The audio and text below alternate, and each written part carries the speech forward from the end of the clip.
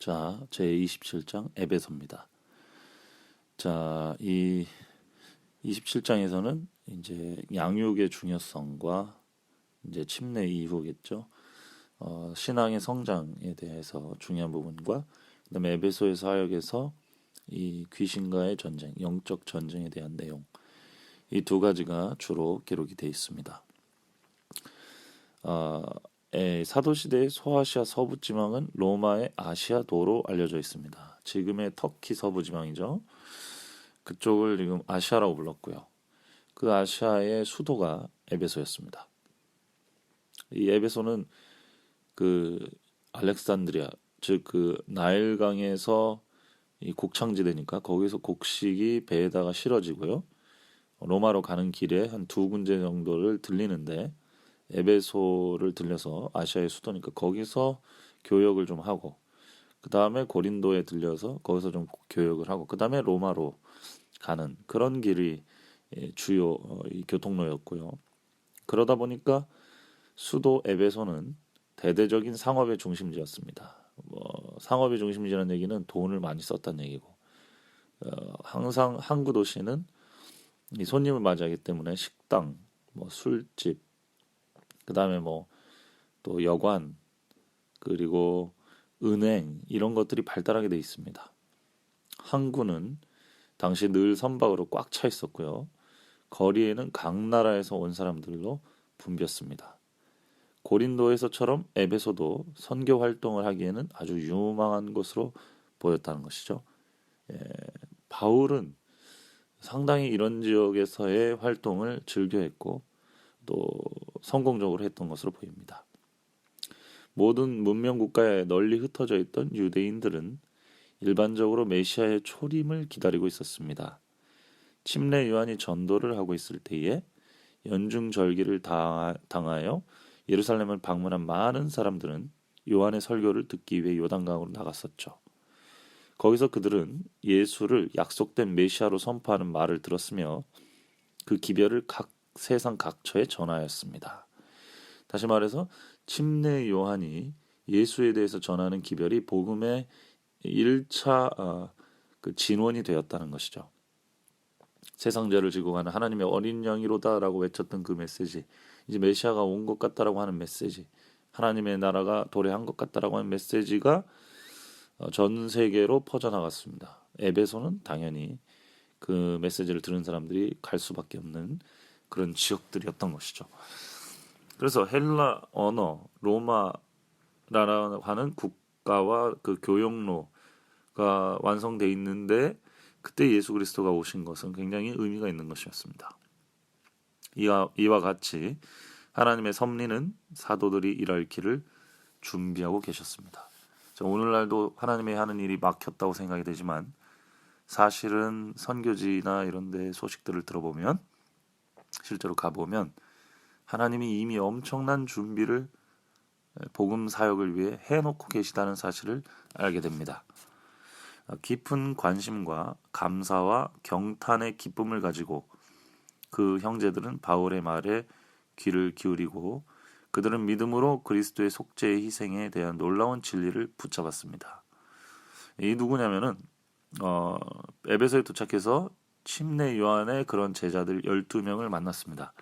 그들에게 성령의 사명에 대해서 물어봤더니 그들이 아직 성령을 알지 못했어요. 침례 요한의 침례만 알고 있었습니다. 그래서 그들에게 사도 바울은 성령에 대해서 말씀해주고 예수 그리스도의 사명에 대해 말씀해주고 그들이 그것을 기쁨으로 받아들였습니다. 그래서 그들은 경탄하면서 바울의 말씀을 들었고요. 정말 그 갈급한 땅에 목마른 땅에 이 비를 흡수하듯이 그리스도의 속죄 희생에 대한 놀라운 진리를 그들은 붙잡았고 그리스도를 구주로 받아들였습니다. 그들은 예수의 이름으로 침례를 받았고 바울이 그들에게 안수하니 그들도 역시 성령의 침례를 받아서 다른 나라의 방언으로 말을 하고 예언할 수가 있게 되었어요. 이래야 그들은 에베소와 그 부근에서 선교사로 일하고 또한 소아시아의 복음을 선포하러 나갈 수 있는 자격을 얻게 된 것입니다. 그리스도 교회의 유능한 이제 대표 제자들로 거듭나게 된 것이죠. 이것이 의미하는 바가 무엇이냐? 아직도 우리는 성장할 가능성이 있고 또 성장을 해야 되고 그리스도 안에서 자라나야 된다는 어떤 메시지를 우리가 찾을 수 있다는 것이죠. 만일 그리스도를 따르는 이들이 열렬히 지혜를 간구할 것 같으면 그들은 아직 그들에게 완전히 알려지지 않은 진리의 풍요로운 밭으로 인도함을 받을 것이다. 자신을 완전히 하나님께 맡기는 사람은 하나님의 손길로 인도함을 받을 것이다. 그런 사람은 재능이 별로 없을 수도 있습니다. 그러나 사랑과 신뢰의 마음으로 공표된 하나님의 모든 뜻을 순종하면 그의 능력은 순결하고 고상하게 되고 활력을 띠게 될 것이며 그의 능력은 증가할 것이다. 그가 거룩한 지혜의 교훈을 간직하게 될 때에 그에게는 거룩한 사명이 위임될 것이며 그는 자신의 생애로 하나님께 영광을 돌리며 세상 사람들에게 축복이 되게 할 수 있을 것이다. 그렇죠. 일꾼의 기본적인 자세에 대해서 설명을 하고 있습니다.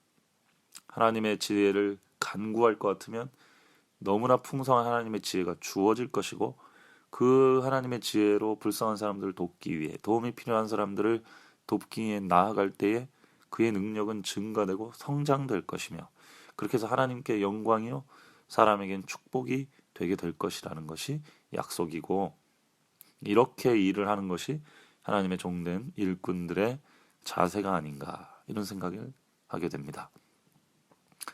그리스도께서는 친히 영적 생애를 유지함에 있어서 그분의 성령의 작용에 대한 예증으로서 식물계의 성장에 우리의 주의를 환기시켰습니다. 뿌리에서 올라오는 포도나무의 수액이 가지로 확산되어 성장을 유지시키고 꽃과 열매가 맺힙니다. 그처럼 구주에게서 나오는 생명을 주는 성령의 능력도 영혼에 스며들어 동기와 애정을 새롭게 하고 생각들까지도 하나님의 뜻에 복종하게 하며 받은 이에게 거룩한 행위에 귀중한 열매를 맺을 수 있게 합니다. 자, 여기서 우리가 확인할 수 있는 것은 이 하나님의 영적 생태계는 식물과 같은 어떤 생명력과 어떤 그 메커니즘을 갖고 있는데 중요한 것은 우리의 동기와 애정까지도 새롭게 한다는 것이죠. 이 많은 사람들이 이 어떤 욕망, 사람이 하고자 하는 뜻, 에너지 이런 것을 어떻게 보면 신앙이나 기독교하고는 안 맞는 것으로 생각하는 경우들이 있는데 그렇지 않다는 것입니다. 하나님의 진정한 능력은 우리의 욕망, 애정, 열정 이런 것을 감동시키시고 그런 것들을 고상하게 만들고 그런 것들을 통하여 하나님의 일이 놀랍게 성취되도록 그렇게 하신다는 것이죠. 만일 그리스도를 따르는 사람이 온전한 사람을 이루어 그리스도의 장성한 분량이 충만한 데까지 장성하기를 원한다면 그는 생명의 떡을 먹고 구원의 물을 마셔야 한다. 그는 깨어 기도하며 일하며 모든 일에 있어서 그분의 말씀 가운데 나타난 하나님의 교훈에 유의하여야 한다. 영적인 교제가 영적인 성장에 필수적이라는 것을 설명하고 있습니다. 특별히 활동이 굉장히 중요하다는 말씀을 지금 하고 있죠. 처음에 유대인의 개종자들은 여전히 충분히 그리스도의 사명을 이해하지는 못했습니다만 그리고 상당 부분의 오류들도 갖고 있었습니다만 그들은 더 밝은 빛으로 그리스도를 그들의 구주로 기쁘게 영접하였으며 이 진보의 단계와 더불어 그들에게는 의무의 변화가 이루어졌고 그들이 더 순전한 신앙을 받아들이게 되었을 때 그들의 생애에는 그들의 상응하는 변화가 있게 됩니다. 그래서 하나님께서는 사람을 이끄실 때 단번에 큰 빛으로 한 번에 다 변화시키지는 않아요. 우리가 경험으로 알게 됩니다. 진보의 단계가 있고 하나님이 주시는 일의 어떤 책무의 단계, 수준이 있습니다. 거기에 다 때를 따라 합당하게 하시는 하나님의 놀라운 조화와 섭리가 있는 것이죠. 그래서 우리가 순간순간 가지고 한 모습 한 모습을 가지고 사람을 판단해서도 안 될 것입니다. 이 바울이 이제 그렇게 사역을 하다 보니까 반대도 많이 당해서 이 세속과의 어떤 긴장 관계를 좀 두려워하고 이미 있는 일꾼들을 또 보호하기 위해서 바울은 지혜를 발휘해서 두란노 서원이라는 곳으로 장소를 옮겨서 강론을 하기 시작합니다. 신자들의 신앙이 이 진리의 반대자들과 계속적인 교제로 위태하게 되지는 않을까 염려한 바울은 그들을 떠나서 제자들을 따로 모아 어떤 저명한 교사인 두란노라고 하는 사람의 책방에서 강론을 계속하게 되죠. 이러한 지혜가 대도시 선교를 하는 사람들에게 굉장히 필요합니다. 불필요한 마찰을 피하고 우호적인 상황에서 일꾼들을 보호하고 또 계속적으로 하나님의 사역을 유지할 수 있는 지혜를 사용해야 되겠습니다. 사도 바울이 에베소에서 활동할 때에 특별한 하나님의 은혜의 증거들을 받았죠. 하나님의 능력이 바울의 노력과 함께 나타났고 많은 사람들이 육체적 질병의 나음을 얻었습니다. 이와 같은 초자연적 능력의 출현은 에베소에서 이전에 목격하였던 것보다 훨씬 더 강력했으며 그들이 요술쟁이의 기술이나 마술사의 마법으로 모방할 수 없는 그런 성격의 것이었습니다.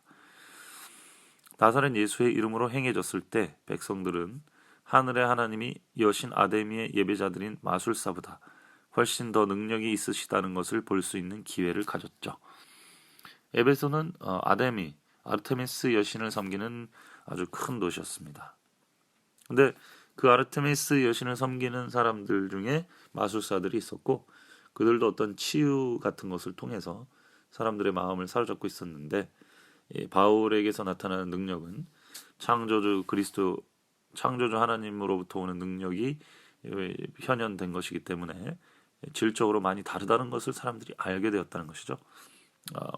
오늘날도 마찬가지입니다. 치유의 역사가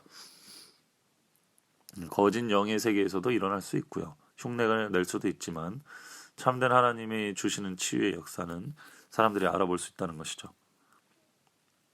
그래서 예수 그리스도의 이름이 능력이 사람들 사이에서 밝히 드러나게 되었고 또 이 귀신의 정체도 여러 가지 사건들을 통해서 드러나게 됩니다. 예수의 이름을 들여서 자신의 인기를 위해서 사용하던 사람들은 오히려 귀신이 그 사람들한테 뛰어올라서 도망가게 하고 막 그런 일들이 있었던 것이죠. 전에 감추어졌던 사실들이 이제 밝히 드러났습니다. 어떤 신자들은 그리스도교를 받아들임에 있어서 그들의 미신을 완전히 버리지 아니하였습니다. 그들은 여전히 어느 정도 마술의 행습을 계속했습니다. 이제는 그들의 과오를 깨닫고 믿은 사람들이 많이 와서 자복하여 행한 일을 고하였습니다. 자, 그리고 에베소 사람들은 마술책들을 이제 불사르기 시작합니다. 저희가 한때 좋아했던 것을 이제 미워한다는 것을 나타내었습니다. 이 책을 불사른 것을 이 화이트부인은 굉장히 의미 있게 봅니다. 제자들이 이 책을 갖고만 있었더라면 그들은 자신들을 어떤 유혹과 시험에 노출시켰을 것이며 그것들을 팔았다면은 다른 사람들을 길에서 실험거리에 놓게 만든 것이 될 것이었습니다. 그들은 흑암의 왕국과의 관계를 단절했고 그 권세를 면하기 위하여 어떠한 희생도 주저하지 아니하였습니다.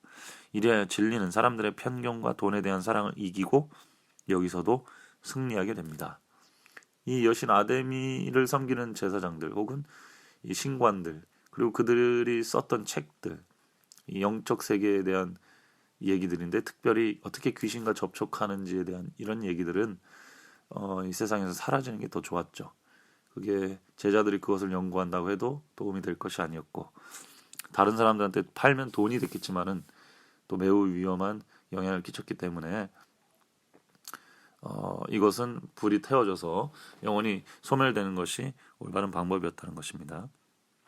이와 같은 그리스도의 능력의 출현으로 바로 그 미신의 성체 안에서 그리스도교는 큰 승리를 얻었으며 그 일로 인한 영향력은 바울이 실감했던 것보다 더 멀리 퍼져나가게 됩니다.